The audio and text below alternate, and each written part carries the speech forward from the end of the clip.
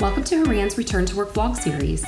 Join Shelly Hodges-Konis, Horan's Director of Compliance, each week for a 5-part series addressing best practices for employer return to work strategies. Shelly will tackle topics such as the best way to engage your workforce in a remote environment, tips for developing a return to work plan, and how to promote mental wellness while supporting employee productivity. We look forward to sharing lessons learned from our own return to work experiences and addressing frequently asked questions we hear from our clients. This is the first episode in our Return to Work series.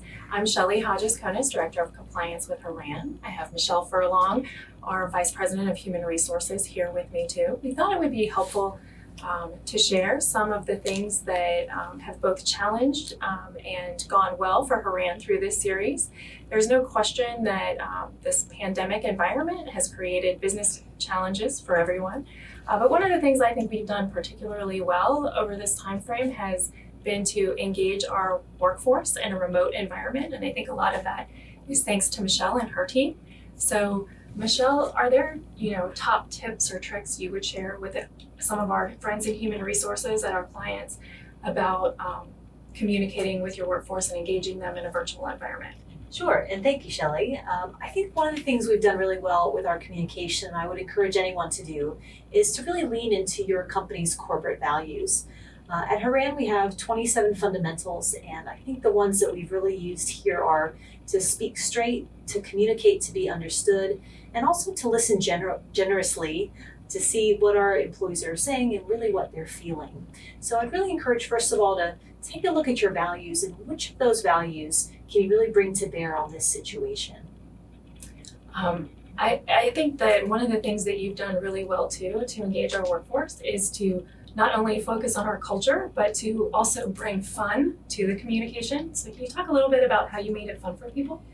Sure. So I think what we all realized very quickly is that this pandemic not only affected our work life, but really affected all aspects of our life. Because a lot of us had kids at home, we were trying to homeschool, the whole family at home, we were trying to keep healthy, keep entertained, keep from going crazy. So in our daily communication, we tried to, of course, focus on some of the work aspects, but then also to really think of what else could be helpful to staff in this time.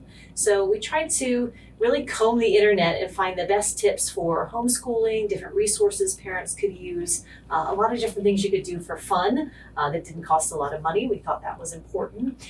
We thought about, how to keep people still entertained during this time. So we looked at, different virtual events and music events and art events that people could still participate with from home.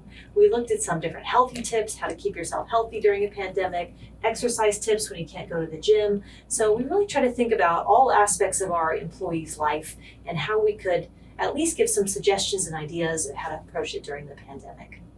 How did you know what kind of time frame to communicate with all of us on? Because it seemed like it was really kind of perfectly timed. So I know it's changed over time, but can you talk a little bit about that too?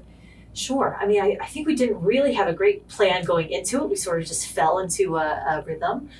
Because if you think back to really that middle of March timeframe, it was really unclear what was going to happen because the school shut down and then sort of the stay-at-home order came out to follow that. So once the stay-at-home order came out and we realized everyone would need to be at home for some period of time, although we didn't know how long that would be, we really thought a daily communication was the right way to go.